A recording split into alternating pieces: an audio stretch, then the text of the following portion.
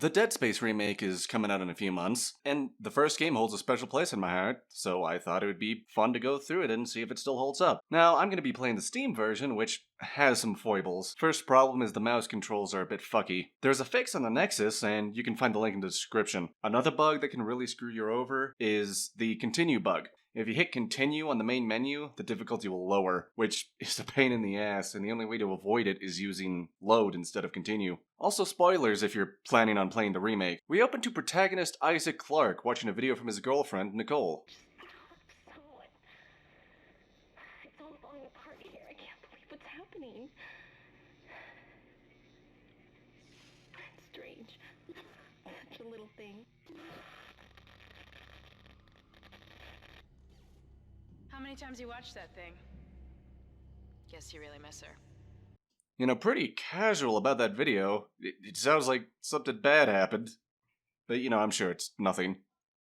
We are part of a repair crew with computer specialist Kendra Daniels and security chief Zach Hammond. Oh, and 2 red shirts who will definitely survive long into the game. Deep space mining is a lucrative business, Ms. Daniels. Aegis 7 is a gold mine according to prospectors' reports. Cobalt, silicon, osmium. Not to be nitpicky right out of the gate, but you think Kendra would know this already? I understand this is to get the player up to speed, but it kinda clunky. Never heard of a total communications blackout on one of these things. You'd think with 1,000 people on board, someone would pick up the phone. Yeah, for the biggest mining ship going dark, you'd think they would send more than 5 people. What if it was space pirates? We wouldn't be able to help at all. What is that? It's a busted array like we thought. Oh, that's what that sounds like. Of course. And then something happens, I'm not entirely sure. I think a stray asteroid hits the ship because we end up crashing into the Ishimura. Ugh. These tutorials. If you play the game more than once, you'll learn to hate these things. They pop up and stop you from moving, and they play every time you start a new game. Even on New Game Plus, they show up. Just let me play. Arr. A pox upon ye if you add forced tutorials to your game. Isaac, stand up straight, man. You're slouching on the job. Immediately, the crew finds things are amiss. Other than crashing into the docking bay, of course. There's supposed to be a security detail in this flight lounge, but it's empty. And it looks like people were trying to get off this ship in a hurry. We're told to check the ship's diagnostics on a nearby terminal, and holy shit! Look at all that blood in there! Nobody's reacted to it. Not even of Jesus Christ? Alright, it's time for the first hot take of this video. I don't like Isaac being a silent protagonist. I'm in danger. Okay, let me explain. I understand why people like silent protagonists. They have their place. They're meant for you to project yourself onto. But this game is fairly linear, and you don't really have any control over the choices that Isaac makes. For instance, in this room of blood, if I saw this, I would have turned around and immediately have notified the others. But you can't do that. I don't know, maybe if there were dialogue options where I could tell them about the blood, and there was some sort of response, I would be okay with Isaac being mute, but there isn't any, so I find it awkward, especially when people are talking to Isaac and he just stands there like a dead fish. We activate the diagnostics, and man, a lot of flashing lights. I don't know what any of that means, but it must be bad. What was that? Did you hear? Not sure. What the hell? I don't know, something's in the room with us. Okay, guys, it's not that dark in there. You should have seen that thing drop. Yeah, I played on the default brightness. I feel like you're probably supposed to lower it. Oh, dude, check this out. When you get to the elevator at the end of this chase scene, the monsters just leave. Ah, look at them go! Yeah, I think they expect you to close the elevator immediately, but you could just stand here and nothing happens.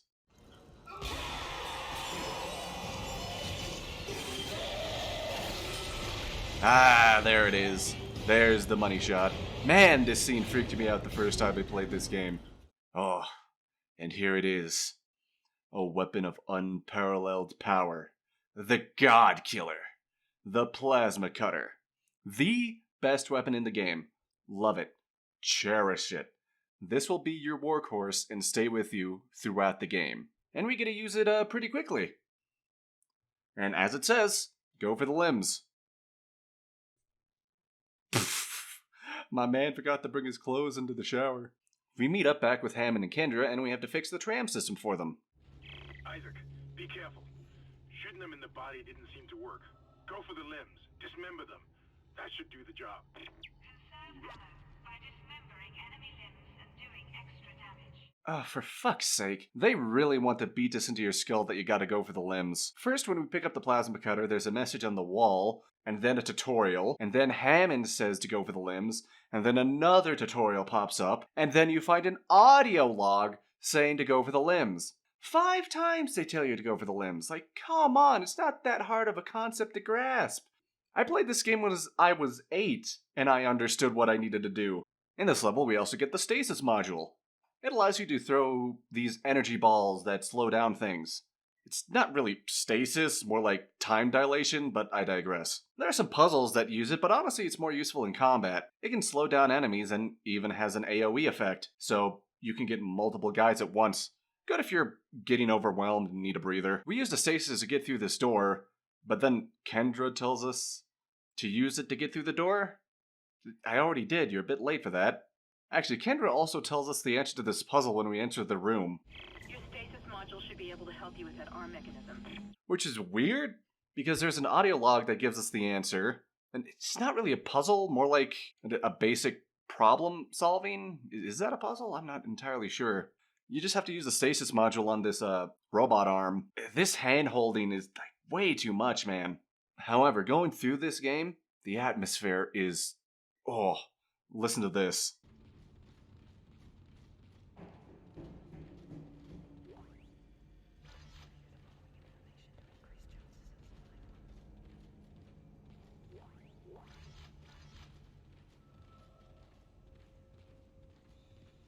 Oh, it's so fucking good. Gets me in the spooky mood. The game even has 5.1 surround support, which is nice. We fixed the tram system, and Kendra and Hammond get on it. Whatever was in the flight lounge must have left. That's lucky for us.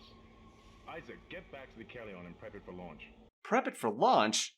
When we stepped out of it, it was on fire! And yeah, when we start prepping it, it explodes. Actually, from the looks of it, it looks like it exploded because a necromorph got on it. It's no good. There's an executive lockdown of all primary systems. Without the captain's authorization, I can't access them. Well, where's the captain? Here he is. Captain Benjamin Matthias. Location? Med lab. Status? Deceased. What? How? How? Hammond! We're on a ship with alien monsters and you are wondering how the captain is dead? Are you fucking stupid? So yeah, Hammond sends us to go get the captain's rig. Don't know why the CSO is sending an engineer to do it, but whatever. Also, I just realized, why does the engineer have more armor than the security? What the fuck? Before we go through, we find a store. These are nifty little things that allow us to take the money we stole from the dead crew and buy ammo, weapons, armor upgrades, and other goodies. Speaking of which, I have enough to upgrade my armor. It gives me a bit of damage reduction and more inventory slots, which is really useful. Prioritize getting new suits of armor ASAP. We make it to the medical wing and are given the telekinesis module by this dying woman. It lets us move and grab objects. It's mostly used for puzzles, though you can use it to chuck explosive barrels at a motherfucker. Isaac, are you there? We were attacked. Kendra's gone. 1 minute she was there, and I can't believe I lost her. We can still do this. Get me the captain's rig codes and we'll find Nicole. Looks like the crew barricaded the door to the emergency wing. We'll have to blow through it to get to the morgue. Get some thermite from medical storage. Excuse me, why in the hell is there thermite in the hospital? Used in a lot of medical procedures, thermite? We also get the flamethrower, and honestly, it sucks. It chews through ammo fast and it doesn't do enough damage. Though we do get the line gun and the pulse rifle, which are guns I like. The line gun fires this large horizontal shot, and the pulse rifle is good for more precise targeting like these little fuckers. Going through some of the doctor's things, we find a video of the captain talking to Dr. Terrence Kine. They're part of a religion called Unitology. It's basically a play on Scientology back when making fun of them was popular. They found an object called the Marker on the planet they cracked, Aegis 7, and it turns out the marker just so happens to be the most holy object to the Unitologists. Okay, backstory time. It turns out that some time ago, a marker was found on Earth and was covered up by the government. A guy named Altman whistle-blew it, and he got assassinated, which made him a martyr. And that's how the religion started. Now man, I hate when that happens. The belief is that the marker will cause a transformation and unification of humanity, thus the name Unitology. Well, that last part might be right, as it seems the marker is the cause of not only people going crazy, but the cause of the monsters, necromorphs as they're called. After that, we enter the evil baby incubation chamber. What, does your ship not have that? And we meet the baby enemies. And here I gotta say that this game does a good job at constantly throwing new monsters at you.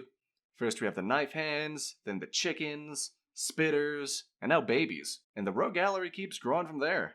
We also see the first node door on this level, next to an upgrade bench. Nodes are these hockey puck looking things. They can be used to either upgrade your weapons and armor, or they can be used to open these node doors. Personally, I think it's worth it to spend a node on these doors, as they have tons of resources. I'll always save a node for these doors. Also, at least at the start, don't bother upgrading your suit's air supply, as you have enough to get through the entire game. We also get the first anti-grav section, and it's really not as cool as you think. Sure, anti-gravity is in the room, but you don't get to float around. You just sort of Superman jump and you use mag boots to walk on walls. It's kind of underwhelming. After getting the thermite and the shock pad, we open the door and find a vlog from Nicole.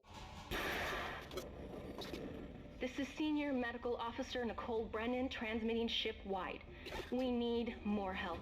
We don't have the resources to deal with this many cases. Nobody would tell us what's happening. These wounds, we are not equipped to deal with this. Get him to the table. Hold him. Nurse, you hold him down. Christ. And recording. That was Nicole, right?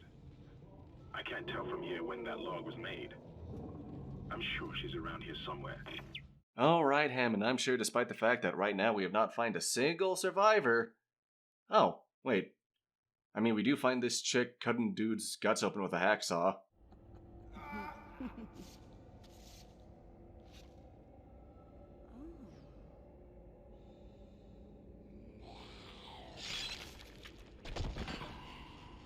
You know, I don't think a saw would cut that cleanly. We finally get to the morgue, but a pterodactyl grabs the captain's body and infects it. These guys are a pain because they can do to any body, and the ones they make are stronger than normal necromorphs. However, if you dismember enough bodies, they can't be infected. So now, this is where the mind goblins kick in. Every time I get to this area, every body from now on, I dismember it. Every body, just in case. Isaac! Somehow one of them found a way down to the captain's nest. I managed to contain it in a damaged escape pod. Wait, what was that about an escape pod? Shit, we've got bigger problems. The ship's engines are offline and our orbit is decaying. Who cares? Let's fix that escape pod and let the ship crash on the planet. But no. We have to go into the engineering deck and fix the ship instead of just leaving. We make it to the engineering deck, and nothing really crazy happens on this level. We gotta turn the check engine light off and fix this giant centrifuge so we don't crash into the planet. Other things of note is, we get the saw. I'm not a fan of this weapon either. It's a gun that shoots buzzsaw blades, but I don't know, man. It feels like a worse plasma cutter. I don't recommend using it. We also find a audio log from Jacob Temple. His audio logs are sort of like a side story that might be going on at the same time. Yeah, I've always found this confusing, sort of the time scale of the game. I might just be stupid, but I find it hard to understand what the timeline of events looks like. Because sometimes it feels like this was going on for a while, and other times it feels like it's going on as Isaac is doing stuff. Maybe that's the point, because the mark is supposed to make you go crazy, but it's still confusing for me. Anti-arm. You know, the technology behind these tentacle segments are pretty cool. You notice that the game does not snap you into position you need to be. The arm will actually track your position. The devs talked about it in an interview. I'll leave a link in the description. You should check it out. After we finish fixing the ship, Kendra calls and says the ship's asteroid defense system is offline, and we gotta fix it. Of course we do. We gotta head to the bridge to do that. When we get there, Kendra calls into question Hammond's motives. The game tries to foreshadow that either Kendra or Hammond know more than they let on. Not that it matters, we meet up with Hammond and he says to fix the ADS, we gotta mess with some junction boxes. Shit! Stand back! Thought that one was dead when I sealed the pod. These things don't die easily.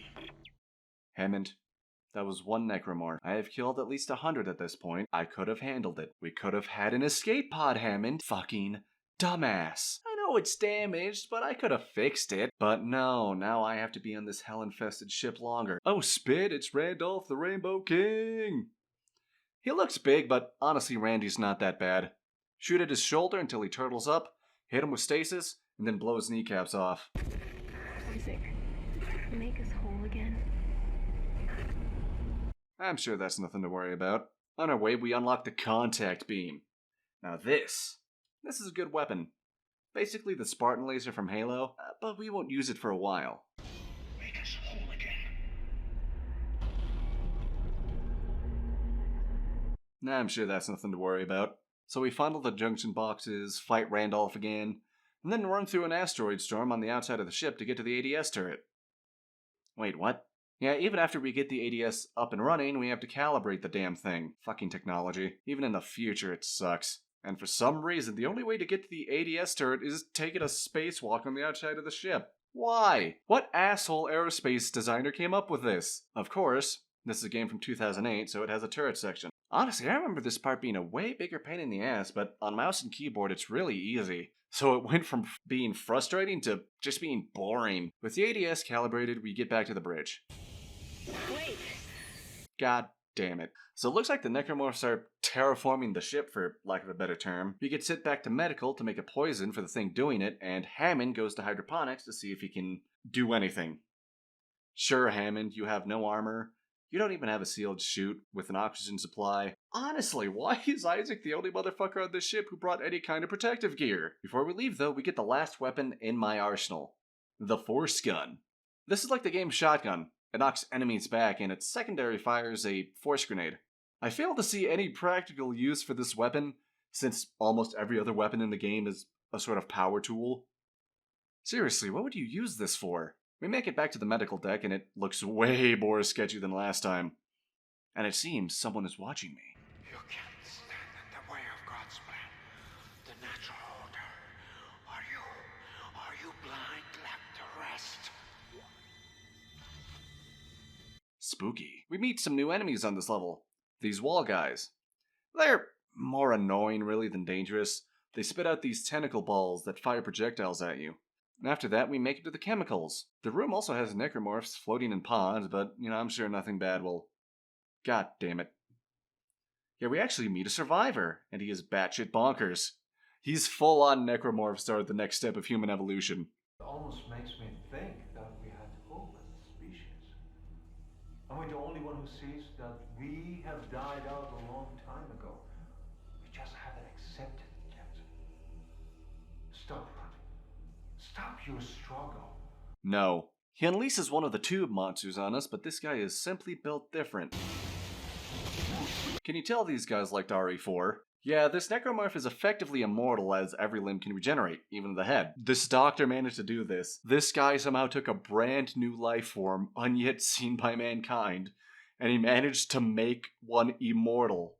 How in the spacefaring fuck did he do that? Not to mention, how did he have the time to do any of this without becoming a space zombie himself? We get chased by the regenerator, and honestly, he's not that hard to deal with. Just take one of his legs off and hit him with stasis, and you don't have to worry about him for a bit. I remember him being a lot scarier to deal with. Anyway, we go to another room to mix these chemicals with other chemicals. We go back to the original room for a final mixing, because of course we have to do that, and we meet up with Dr. Insano again. I'm beginning to truly admire your spirit, misplaced as it may be. I think you should see the whole plan. You should not spurn the hive mind's offerings. You deserve to witness that, at least. I mean, I have no choice in the matter, and he shows me a room full of cryogenically frozen necromorphs. How is this supposed to make me agree with you to lie down and die? Insano, you're not making a very good case. You're not gonna get many points in the debate. The regenerator comes back and we have to take him out by cryogenically freezing him. It's pretty easy. Cut off his legs in this center bit, stasis him, and hit this button. I would say hopefully we won't see him again, but you know we will. With that done, we take the poison to hydroponics. We run into Hammond, and he looks like shit. Isaac. Good to see you in one piece. Don't take your helmet off. The hair's rotten. No shit, Kendra fucking told you that. Why is Isaac the only guy who brought a helmet? Seriously, Isaac looks more like a CSO than Hammond does. So the door to the big monster is locked, and the only way to unlock it is to get the oxygen levels back to normal. Thanks, Hammond, asshole. To do that, we have to kill these guys who have been converted into human lung.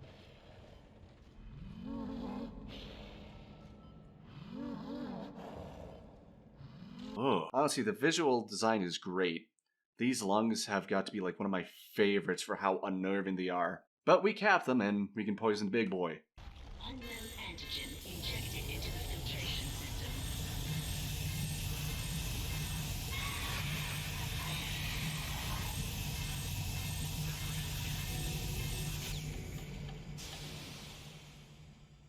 Damn it. The poison wasn't strong enough. Of course it doesn't. So we get a boss fight, and it's alright. Shoot the tentacles in the weak spot, so he unveils a big weak spot and throw explosives in it. With the oxygen situation fixed, Kendra sends us to get a SOS beacon on the mining deck. Now the plan is to take the SOS beacon and slap that shit onto an asteroid that's in the mining deck because that will give us the best chance to reach someone. Our journey takes us on this tram, and oh shit, Nicole, you're alive! Honestly, I figured you were a zombie at this point. I was working on my space Tinder.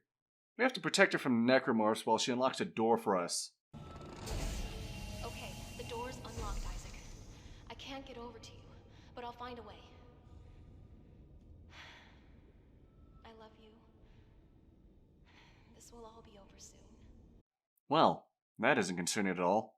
And yeah, she just leaves like an army of necromorphs didn't try to kill her just now. Actually, put a pin in this scene, it'll be important later. So we get the beacon, slap that shit on an asteroid, and send it on its way. Beacon's on its way. All functions normal and broadcasting wideband. Now we just have to hope somebody's listening. I'll position the array receiver. I thought I saw my brother again. He waved to me, like nothing was wrong. I'm sure I can still trust in your mental faculty. But, of course, something is wrong. We are sending a signal, but the comms array is fucked, so we can't actually respond to any messages, so we gotta fix it. When we make it back to the bridge, Kendra says that a military vessel called the USM Valor has picked up our distress signal. Huh. A military vessel just so happens to be close enough to hear that. Okay, yeah, sure.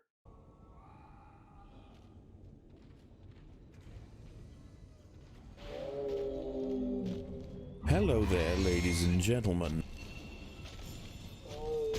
To fix the array, we have to solve a puzzle. Well, it's a puzzle like those Match the Shape games are a puzzle.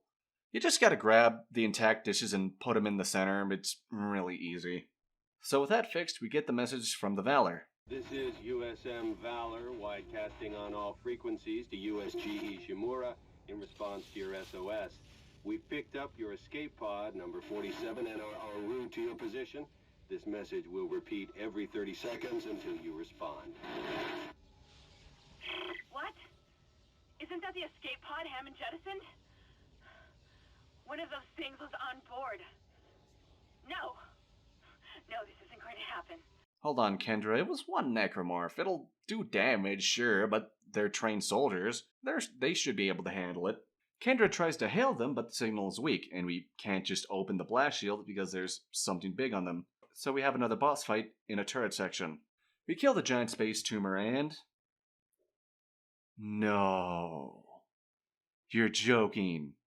One necromorph managed to take down an entire ship? It doesn't even look like the same one. I know that the best way to kill them is dismemberment, but even if all the soldiers fired on Sentinel mass, it was gonna eventually die. This has got to be my least favorite part of the game. It just feels so forced. Like, really? One necromorph took down that whole ship. It makes the military seem really incompetent when a fucking engineer has been cutting through hundreds of the fuckers with power tools. Well, somehow two spaceships crashing into each other didn't cause a catastrophic explosion, and Hammond gives us a call. Yeah, I haven't heard from him since hydroponics. Turns out someone was blocking his communication. Hammond has finally had enough of this shit and calls in abort on the mission, which he should have done earlier. Turns out there's an executive shuttle, but it's missing a part, and the Valor should have it. So we gotta go in with Hammond to try to find it. As we enter the Valor, Hammond calls us again, saying that he looked at the Valor's logs and found that they were on a seek and destroy mission, but he cuts out. Kendra, you suspicious bitch, I know it's you. As we make it through the Valor, we get a call from Dr. Terrence Kine. He says that if we can repair the shuttle, that we should use it to return the marker to the planet, because that's the only way to stop what's going on. On this level, we also get our first minigame. Yeah, minigame. It's a shooting range. The better you do at it, the better rewards you get, and the final prize is a power node. Neat. Still kind of weird to be doing this in a ship that's filled with zombies. After we get the doohickey, Hammond stumbles in and is killed by King Randolph. You got the singularity code, that's our ticket out of here. Get that code to shuttle! Don't wait for me! Oh, fuck me!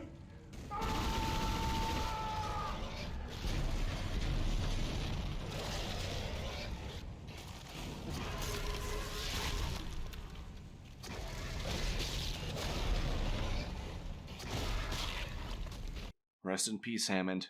We hardly knew ye. Of course, we need more to fix the shuttle, so when we get back to the Ishimura, we need to get 3 navigation cards and a crew key.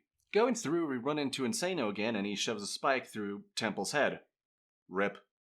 Again, though, Temple was around when the shit first started to go down, so seeing him here alive right now really makes me wonder how long it has actually been going on since the start of the infection. We also run into the second minigame. Zero-G basketball! Starting game. Level 1.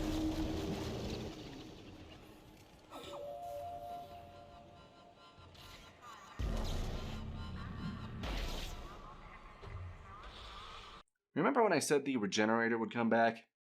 Yeah, he comes back in this level. Though after a few rooms, he fucks off until the end of the level. How did I ever find this guy scary? We meet up with Dr. Kine, who explains that there is a hive mind on the planet, and that the marker was keeping it contained, so we have to return the marker to seal it back up.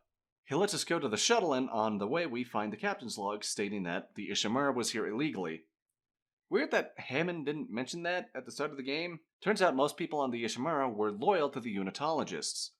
Which is interesting, since we see another video beforehand of Insano failing to convince other people on the ship that this is what Unitology is all about. Was Nicole a Unitologist? Is that why she was on the ship? Whatever. We make it to the shuttle where we have a final boss fight with the regenerator. And it's the same strategy as the first fight with him. Lure him by the ship's engines, turn him into a nugget, stasis, and then test the engines. Kine takes the ship to a place where you can put the marker on it, and Insano gives himself to a pterodactyl. But if you're fast enough, you can kill him before it's finished so he never transforms. Stupid bitch. We get to the marker and it's quite impressive. We have to pull it manually because the future thought conveyor belts were stupid. We load it onto the ship and... Hurry! There's no time to waste, we must do it!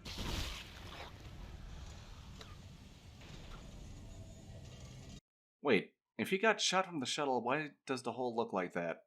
Yep, looks like Kendra was a secret agent and plans on taking the marker to Earth.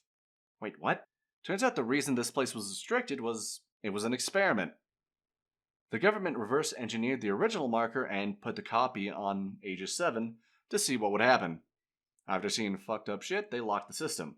My department's been looking for this place for a long time. Wait, if it's on the record that the system was sealed, why was your department looking for it a long time? Is your department just retarded? Well, Kendra left me to die, and that can't stand. Nicole calls us and tells us that we can remote the shuttle back. Make us whole again. Make us whole again. Oh, I will, baby. Isaac, what the hell are you doing? You're making a big mistake. This is not over. Fuck off, Kendra. You don't get to be mad when you left me to die. Fucking bitch. The shuttle had an escape pod, though, and she gets away for now. We fly down to the planet with Nicole and start dragging the marker. Man, I wish we still had conveyor belts.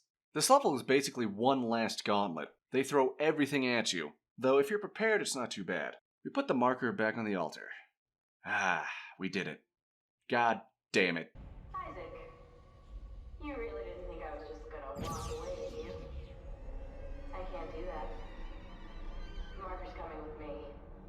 Why? What possible benefit would there be to bring the marker back to Earth?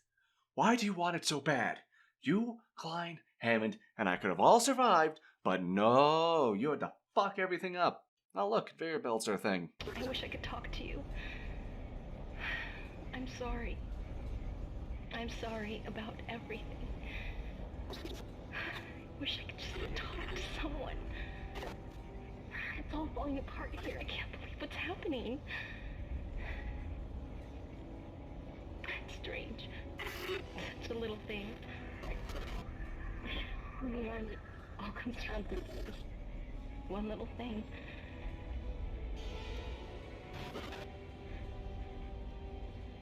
I didn't want it to end like this. I really wanted to see you again. Just once. I loved you.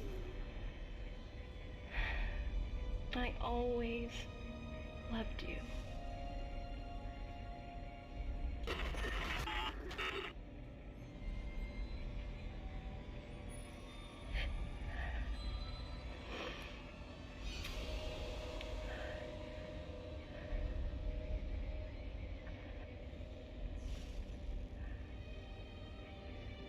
Turns out Nicola's been dead the whole time.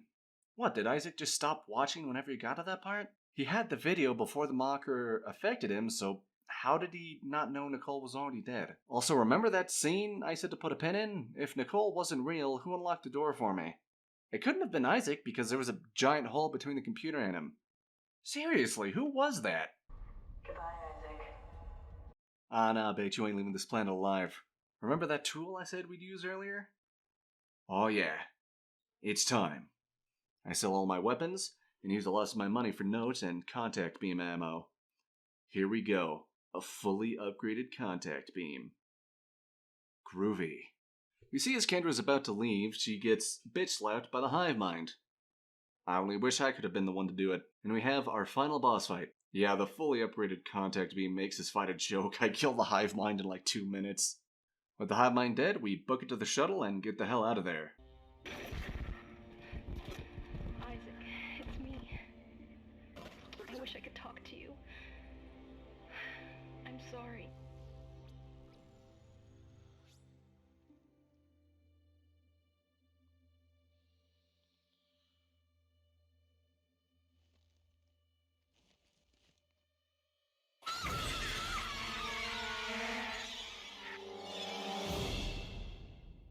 That jump scare did get me as a kid, not gonna lie.